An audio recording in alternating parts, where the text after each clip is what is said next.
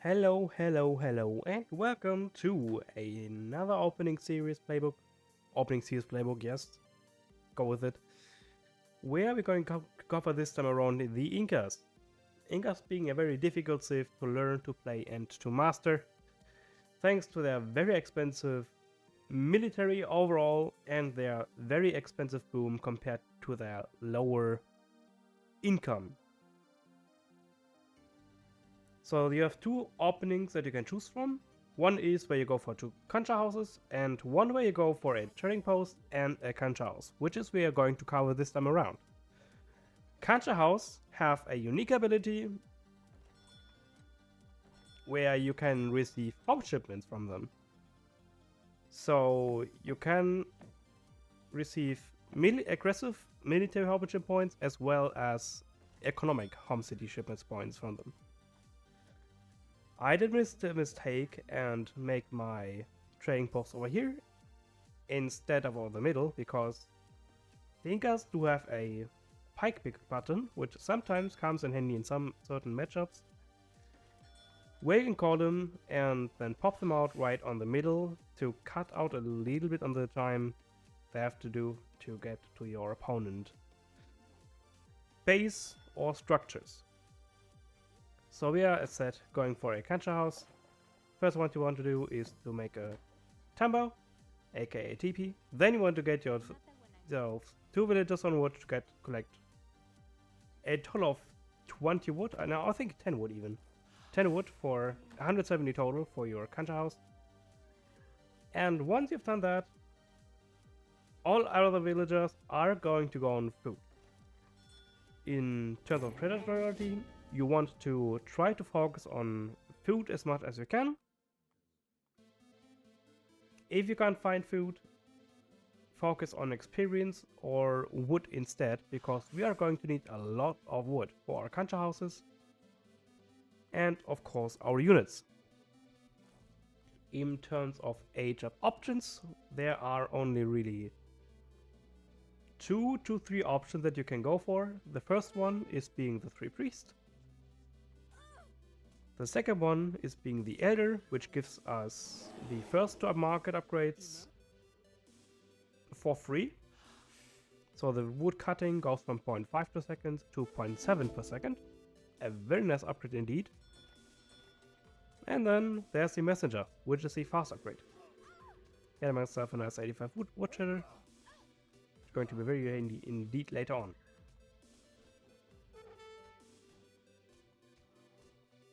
Keep in mind that you get a chassis in every H1 shipment that you get, and for every H-up you are going to do. And this chassis is actually pretty decent on taking down treasure guardians.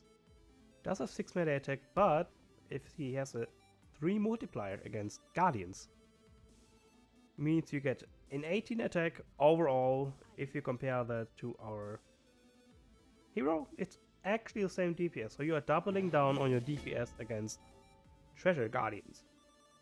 It is not going to be as strong or not as tanky as a hero, but it is going to be the same DPS as your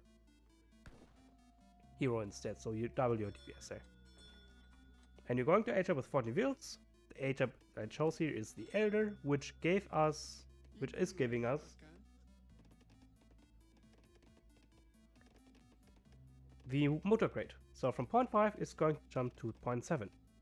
In the transition time, you want to have all of your villagers on wood, besides 1 or 2 which are going to herd your Huns back to your base. Continue building houses. You also want to get yourself a community plaza, which I'm going to come later to. Getting really cool with the treasures here. Finding 2 wood treasures back to back. Didn't got the food treasure because we don't need it as much anymore, since we already clicked the major button. So yeah, here's the community plaza coming up, and as soon as the community plaza is up, you want to task your llama immediately to this community plaza. It is not going to be much of use at the moment, it's just going to get some passive experience income as soon as I remember to do so. But as soon as you reach the second age, this is where the real magic is going to happen. And the real reason we want this community plaza to here. And always keep in mind to see what your opponent is aging up with and what your opponent is going to do. Which is what you have your Chuskies for. They are very exceptional scouts, and top of being very good treasure killers too. And as first shipment of choice, you have only pretty much two options. You can go for either 5 villagers for the greedy approach, or you can go for the safe approach and go for 2 wards. With the 2 wards, you can either use them defensively or offensively. Since we did see that China did go for the France opening, I saw that I could go a little more risky and send the 2 warheads more aggressively on the middle. The second shipment in your second age is always going to be 5 villagers unless you find yourselves in a heavy trouble and need to send yourselves either 6 Chinus or 6 jungle bowmen instead.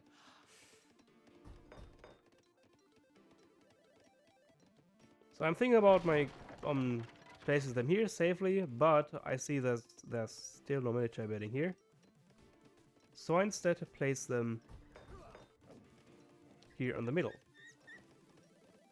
Because it's giving me a hunt, a mine, and pretty much this entire side of this map. And a bit of the silver mine too.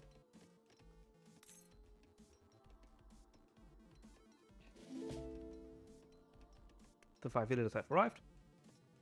I am getting now 3 villagers on wood, on coin.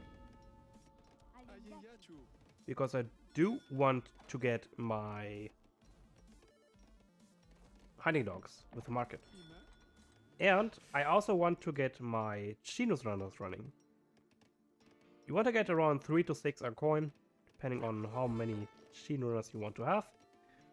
The Chino runners are just going to buy ourselves time to idle China for a bit. I didn't scout that he switched back to Brits, by the way. I still think that he is on the France consulate, so I'm getting a coach of 4 Chino runners. And the third card is going to be Chicha Brewing. What Chicha Brewing does, it increases the food trigger rate from 0.6 to 0.96, which is about from a berry on a vill on a berry to on a vill on a hunt.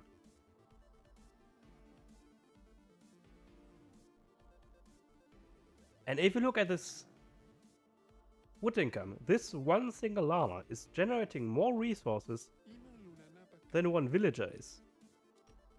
And that's the reason why you want to build Community Plaza in transition. And you do not want to eat your llama in age 1, because it's much more valuable to keep this llama on your Community Plaza to get your some passive wood income.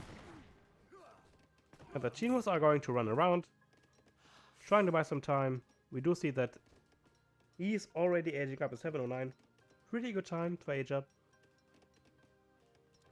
Making some Chinos. And as third card, it is up to you on what you want to send. If you have a good mass of jungle bowmen, you can set yourself some upgrade cards for the ranged infantry. If not, you can go for the chest of 700 coin, which can be either used for a mass of Chinos or for an age up. If you age from 2 to 3, there's almost always no option. You always want to go up with the messenger, because it's just too good not to use.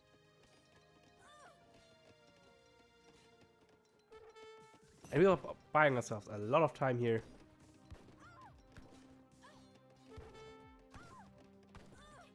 On that wonder here. Did went up for summer place, so I'm also a little worried if he's maybe trying to go for an FI. But instant 1000 coins, so there we go. But I keep a cool head, send 700 coin, age up to 3 with the messenger, and see how we prolong from there instead. Because there's not really much we can do at the moment, because this entire base is pretty much safe. All the wheels are in the back. Does have a lot of line of sight on his base. Wait. There's really no safe way for us to get into space to do anything. So we are going to save our military instead and going to age up to 3 with the messenger.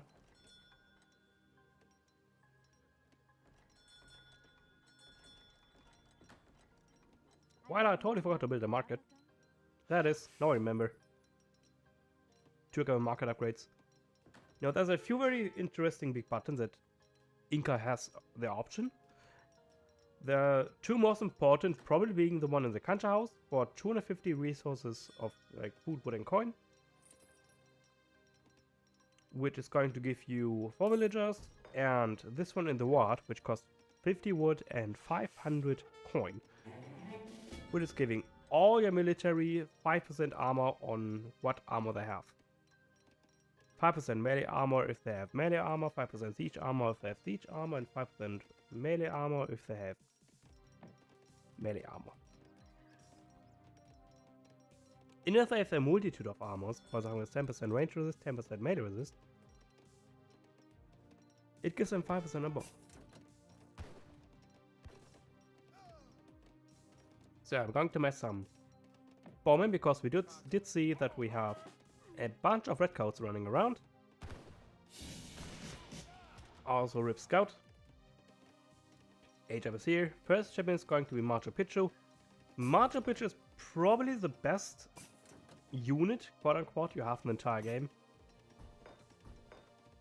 Because A, it accesses yourself as Kalanka, and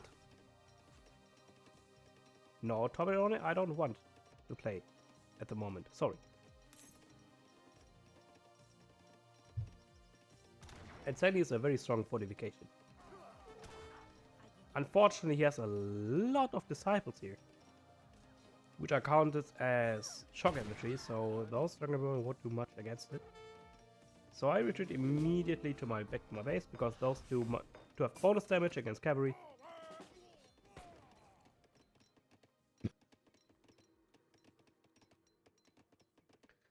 And I do place my Machu Picchu right in the middle of those two wards, so to make sure that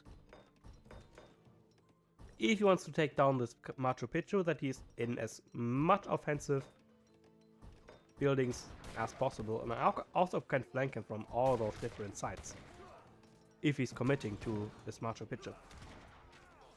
And also a nice tree number I can retreat back to for my bowman to snipe down for this redcoat, for example.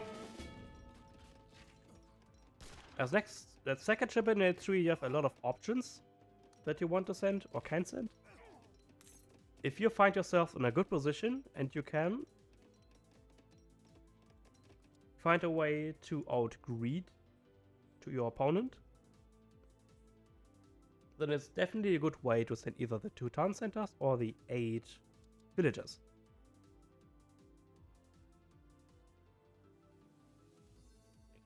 If you have the 5 priestess in your deck, it's also worth it to send 5 priestess because it's a 7.5 veal shipment in total.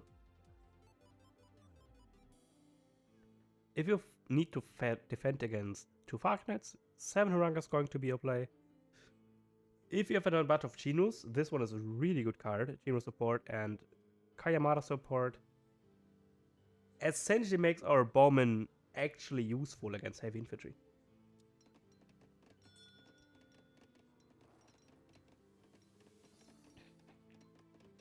And as in terms of the macro, it's very difficult because you do need all 3 resources to make your units. Bows and pikes cost wood and food. Chinus cost food and coin. Bowlers cost food and coin. While Hurankas do cost wood and coin. So it's very difficult to maintain a diligent balance between the 3 resources. So it's not a shame to constantly switch around your villagers from wood to coin and vice versa around. And as I see, the building gets stronger and stronger the more units are inside here.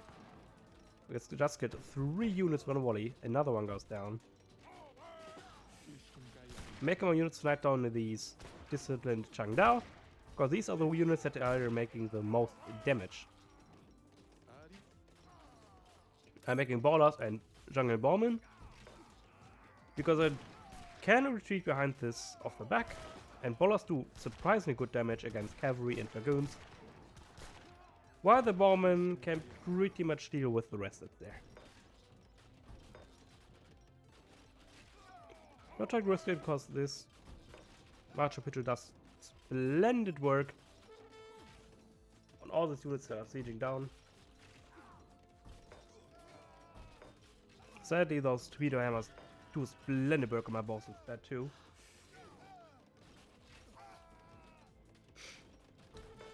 Try to keep as long inside of this Machu Picchu as possible. Going to pop out 9 bowmen and 5 cannon trade here too. Did a little mess up the positioning there. Needed to place them in the back. I'm trying to retreat in the back of the forest because this one gives me as much coverage as possible. The bowmen are trying to focus out the bowmen, the cavalry, because they do much damage against them. While the bowmen are trying to focus on the melee infantry, but just trying to focus on my followers. As we do clean up the fight, sadly we lost our Machu Picchu. So we do need either a Kalanka or we need to add some pike, which I'm going to do here. And since we defended the aggression office, which we invested a lot of resources in, I decided to go for 2 town centers and go outdo my opponent. As you also see, he didn't manage to go to war, so you have no choice but to fight out in H3, while being very diligent on our units and troops that we're doing to make. Because Inca is a very micro-intensive civ that is very hard to play. Because your units are weaker overall than your opponent's units. 8-3 skirms, 15 attack range, 125 points. While our have 18 attack, 17 range, and only 113 attack hit points. 113 hit points. Why being pretty expensive on what to do? 80 food, 75 wood. Those pikes are very costly, more like a... need like a huzzah. Well.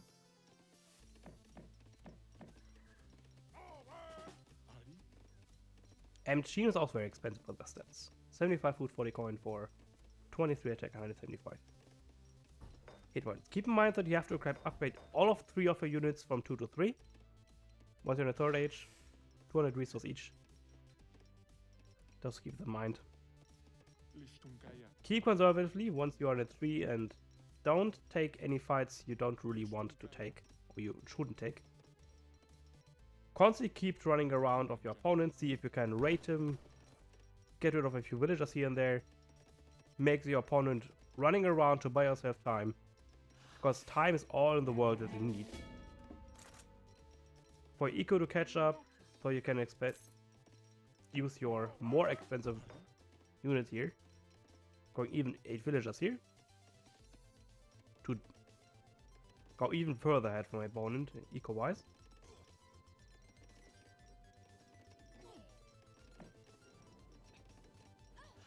And why is Inca so difficult? Because your Hurangas aren't the best on killing Falconets, and you need essentially all 5 units to deal with your opponent. The Chinos to snipe out the skirmishers, the bowmen to snipe out the heavy infantry, the pikes to protect the bowlers to snipe out the dragoons and kill the cavalry, plus ranged snare, which is incredibly strong. And the Huarankas for siege and anti-cannon ability. And this unit is very strong, cutting nearly all my unit roster. Because all my units are infantry besides of my machine runners. So Amedi is a really heavy contest on killing all my cavalry here units.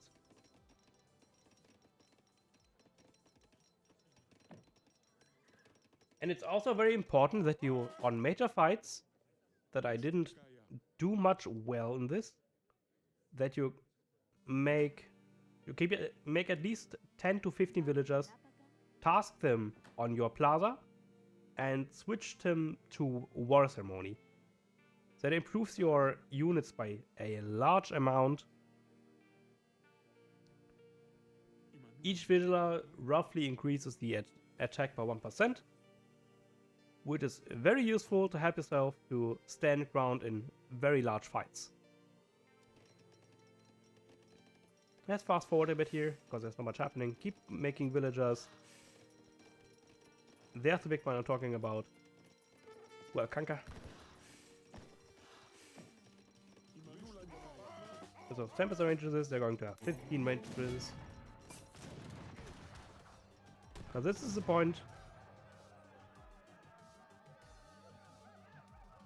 where I should have made my task by villagers onto the plaza and went to war ceremony, but sadly I didn't, which resulted in me and on a heavy loss on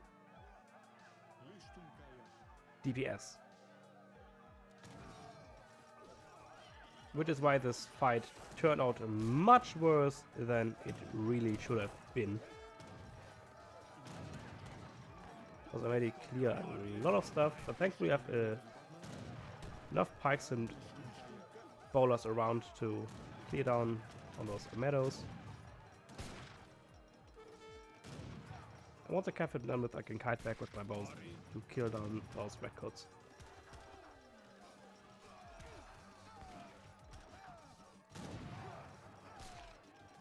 So yeah, I probably would have won the fight if I would have passed my villagers on the plaza and went to war ceremony. Instead of barely keeping my troops alive, I probably could have won the fight if I would have gotten the 15% to 20% attack. But yeah, that was, my dear friends, the opening of the Inca. The longest opening Inca series, longest opening from the length in this video. Hey, what I'm talking about? The longest length in this series. There we go. But Inca has a lot to talk about because they are a very difficult set to play, and I want to give you some hints to make your journey on mastering the Sith just a little easier. So I hope you enjoyed it, and I'm going to see you on the next one.